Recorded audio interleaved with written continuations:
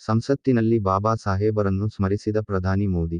ಬಲವರ್ಧನೆಗಾಗಿ ಭೀಮ್ ಸಮಾವೇಶ ಸವಾಯಿ ಗಂಧರ್ವಲ ಹಾಲಿನಲ್ಲಿ ನಿರ್ವಹಿಸಲಾಗಿದೆ.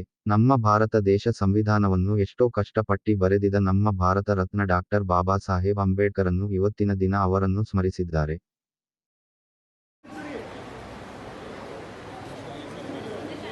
ಅದೇ ರೀತಿಯಾಗಿ ರಮೇಶ್ ಕಾಂಬ್ಳೆ ಮತ್ತು ಮಾರುತಿ ದೊಡ್ಡಮಣಿಯವರು ವೇದಿಕೆ ಮೇಲೆ ಬರಬೇಕೆಂದು ಕೋರಲಾಗುತ್ತದೆ.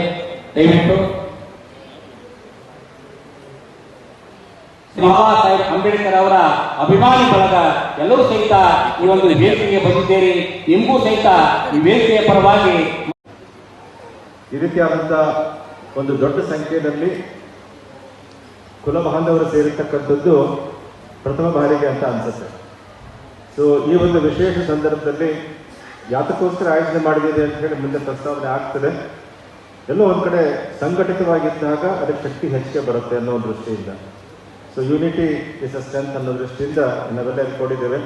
ಈ ಒಂದು ಸಭೆಗೆ ಉದ್ಘಾಟನೆ ಮಾಡಲಿಕ್ಕೆ ಆಗಮಿಸತಕ್ಕಂಥವರು ಶರಣಂ ಗಚ್ಛಾಮಿ ಧಮ್ಮಂ ಶರಣಂ ಗಚ್ಛಾಮಿ. ಭಾರತದ ಭೂಪಟದಲ್ಲಿ ಧಾರವಾಡ ಜಿಲ್ಲೆಗೆ ವಿಶೇಷ ಸ್ಥಾನಮಾನ ಸಿಗುವ ಈ ವೇದಿಕೆ ಕರೆತಂದು ನಮ್ಮೆಲ್ಲರನ್ನು ಒಂದು ಅರ್ಥಗರ್ಭಿತವಾಗಿ ಸ್ವಾಗತ ಕೋರಿದಂತಹ ಶ್ರೀ ಸುಭಾಷ್ ಅಂಕಲ್ಕೋಟಿ ಅವರಿಗೆ ತುಂಬ ಹೃದಯದ ಧನ್ಯವಾದಗಳು.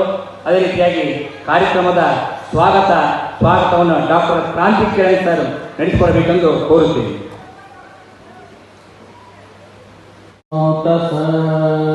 ಭಗವತೋ ಅರ್ಹತೋ ಸಮ್ಮಾ ಸಂಬುದ್ಧಸ್ಸ ನಮೋ ತಸ್ಸ.